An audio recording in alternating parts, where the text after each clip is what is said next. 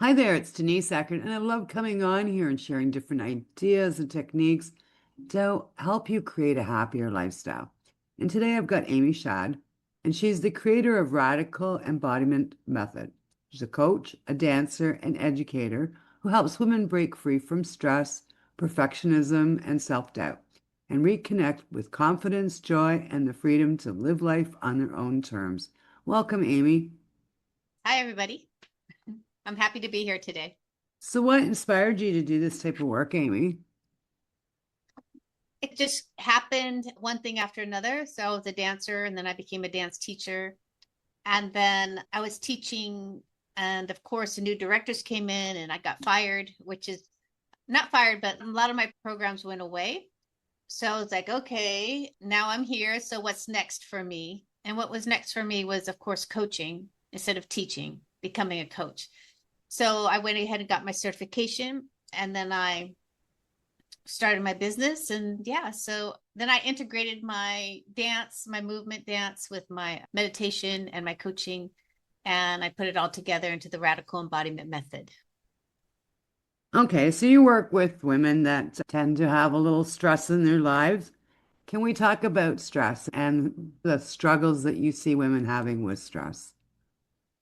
So stress is very apparent in our society as women are asked more and more to perform more and more roles and to take over more responsibility in their life. And then stress becomes also this badge of honor for us. Oftentimes, it proves to us and other people how hard we are working and our value, which is the oftentimes we're looking for identities, people, or these ideas about stress or anxiety to really prove our worth in this world instead of being fully grounded in we are already worthy. We don't need to work harder and we don't need to stress ourselves out to have value. Now, you talk a lot about living in peace. Now, what does that really mean? That means choosing peace. So it requires us, all of us, to let go of toxic people. It means that we let go of this idea that chaos is better than peace. And it's really about choosing not to fight or control, but to go into radical acceptance and to become peaceful with ourselves and radically accept ourselves and radically accept other people. Peace is an action orientated energy. It's a very valuable, powerful energy that we have not been taught to go to. Instead, we go into control and anger and frustration and stress instead of letting it go, be what it is, and go into peace. That peaceful place really provides a launch pad for us to make good decisions from. Now, if someone wanted to go into peace rather than go into chaos, are there any steps that they could take to get there? Yeah, so like I said, radical acceptance And what do you is mean by that? it means that you truly accept where you are. So I have a lesson I always go to and give to other people where which is you are where you're supposed to be. Where's the lesson? What can you learn from this place? So it's not fighting your own reality, which goes against peace. So when you go into radical acceptance in your own reality of where you're actually at, where your partner is at, where your life is at, when you go into radical acceptance, like this is actually what's happening, instead of constantly fighting up against reality, you go into peace. And people don't want to accept what's real oftentimes, which is why they have a lot of anger and stress and feeling of uncertainty and fear, because what's happening is actually happening. And we're trying to deny it and say it's not happening. So that's going up against our own integrity and our own knowing, our higher self of knowing is telling ourselves we don't know what we're talking about when we actually do. So going into radical acceptance is the first step to peace, to owning, okay, I'm here. This is what's actually happening. You can take a deep breath on that and you can accept it without, you can't judge it, can't try to change it. You just sit with it.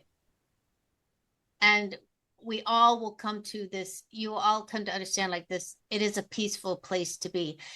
And just because you radically accept something doesn't mean you need to change it in that moment, which scares a lot of people. They think of, I have to come to my own reality, I have to change it. No, you can sit with your own reality and not change it, but you have to accept it. And therefore, you'll bring more peace. And then you can make decisions from that point. But if we never accept our own reality, if we never accept the truth, there's really nothing to do. Yeah.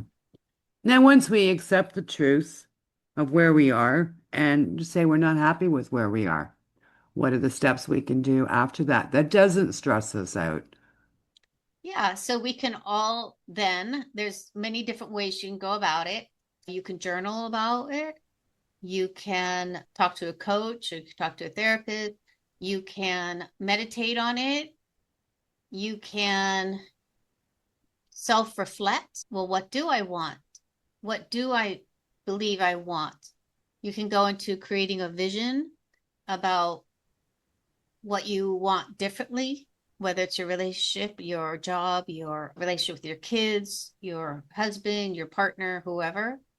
And also, you can envision yourself to, when I say envision, I really envision like about values. What values do you want to live out? Do you want more peace? Do you want happiness? Do you want freedom? Do you want certainty, which is really hard to get? But do you want this feeling of belonging? But you can start envisioning those values and then start embodying them, which is the embodiment method, where you're embodying what it feels like to have peace. You embody what it feels like to feel secure and happy. And then you can start working towards taking small action towards those goals and vision. Now, in a lot of your social media and stuff, you talk about the good girl programming. Can you talk a little bit about that, please? Yeah. Oh my God. It's so The layered good and so girl. deep. The good girl. It's interesting because people want something really easy to transform their life. They don't want it to too hard or too stressful, right? But we have to all look at the whole picture because it's the wholeness of ourselves. And we have to consider that the societal expectations that women are under at all times. If you do not really consider those societal expectations, you are missing a big piece of our programming in the puzzle. Because whether we believe it or not, we are products of our society. And not only that, but the time frame we were born. My mom was born in 38, right? I was born in 68. So we have to respect the era we were born in and consider that into how we were programmed. So the younger generation didn't have Leave It to Beaver, where you're the perfect wife, right? With the kids that were rambunctious, you all figured it out together as the husband and wife. And she was always like, just did everything to fix everything. We were brought up with that, and we cannot deny that's not what we saw, because that's exactly what we saw, even though we went home and saw something different, which where it wasn't hunky-dory. The parents were fighting. So we're getting that programming also. So we have to always look at the good girl programming as not only within our family, but also in society. And also at school, where did we get accolades for being us, for being perfect versus really? And when we do that, we end up having to try to perform to be the good girl so that people will accept us.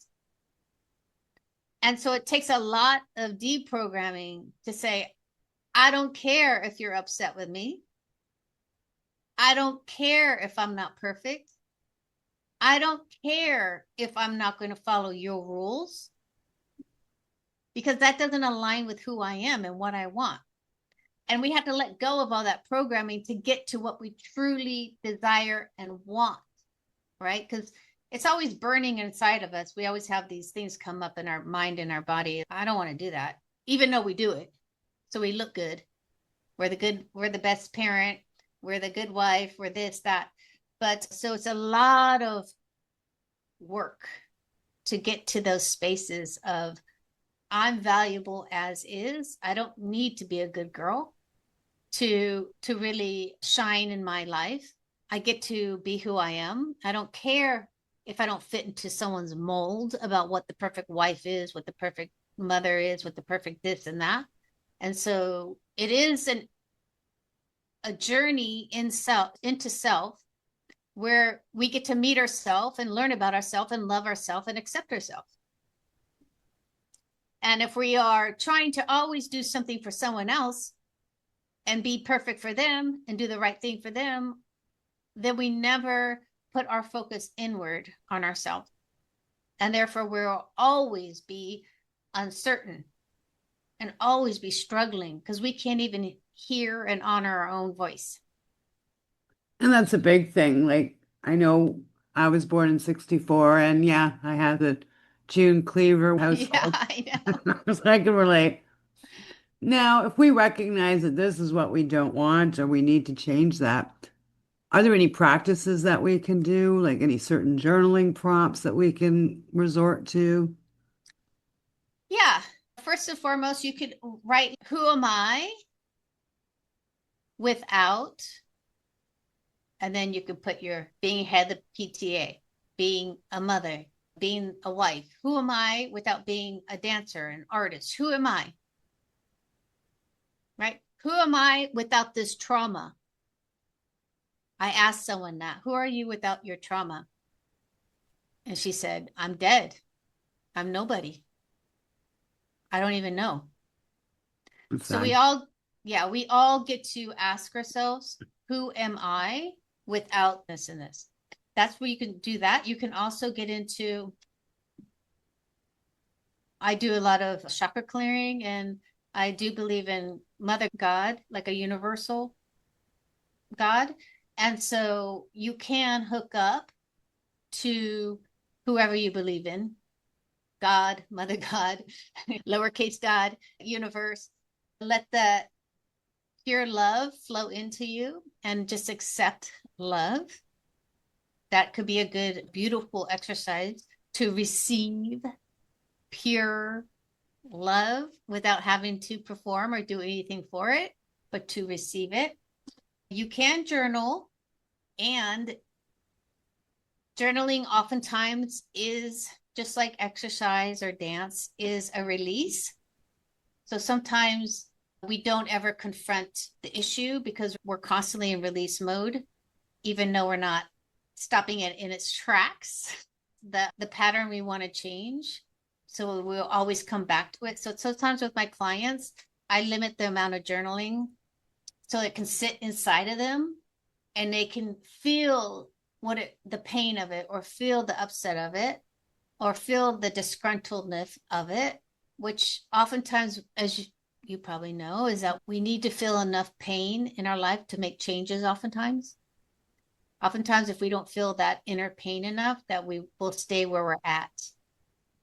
It's not so So bad. Yeah. it's not so bad. It's Yeah. just enough. It's just tolerable enough. But we don't want to live like that. We don't want to live like that. We want to live fully aligned and in ourselves, and not acquiesce who we are in our power all the time. We need to have that autonomy. We need to have that feeling of value and feeling of being grounded with self. Otherwise, we're all out here because that's how we were trained to be out here. Now, I understand you have a free present moment reset for the audience today. Can you Mm-hmm. talk a little bit about that? Yeah. So present moment. Okay. So these people are like, you got to live in the present moment. You got to live in the present moment. But this is an embodiment practice also to help ground not only your mind, but your body into this moment. So when I lost my fiance in 2011, he passed away, and I helped him through that transition. And many of us have done that for our partners. And when we do that, we come to this beautiful understanding that we only have today. And then to micro that down, we only actually have this present moment, because we all learn that you can't really rely on tomorrow, because we don't know if tomorrow is going to come actually when you're living in that type of reality. the present moment reset is an exercise to really keep you grounded in this moment. Now, why is that important? It's important because you can then focus on yourself and how you feel. And because a lot going out in the world right now, I'm not going to lie, right? We're not going to pretend there's so much happening out there right now. So it's important that we don't go out there to try to feel safe, because we can't, it won't happen. We're just going to spin more and more. So what we have to do is go inwards to create this safety through this present moment exercise of just being in this moment. Yeah. Because we can get dragged out with the news media, the social media, all these things that are training us. They're training us to not go inward and look at ourselves and be true to ourselves and to appreciate and have gratitude for this moment.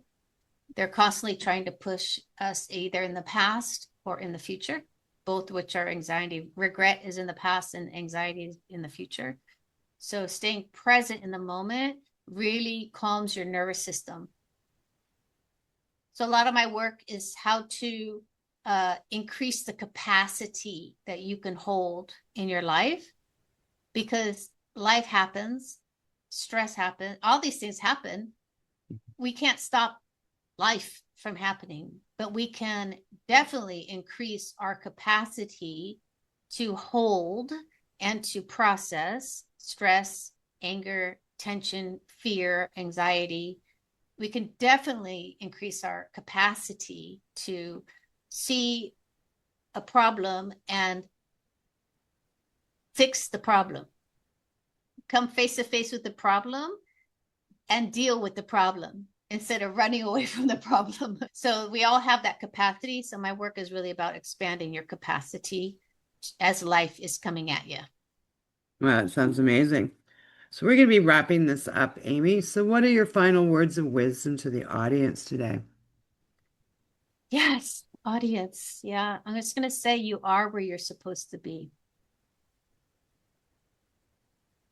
This is the moment. This is the present moment. You are where you're supposed to be. That means you get to find out what you want to change. You get to learn and find gratitude and appreciation for where you're at. You get to embody how valuable you are and how far you've come. You get to really sit with yourself and just take a breath and just know that you are where you're supposed to be. There's nowhere else you're supposed to be. You are here. Yeah, that's powerful. Okay, wherever you're watching or listening to this episode, I will be putting Amy's information there, including the link to her present moment reset. And if you have any questions, please feel free to reach out and ask Amy your questions. So thank you so much, Amy. And just leaving you all a gentle reminder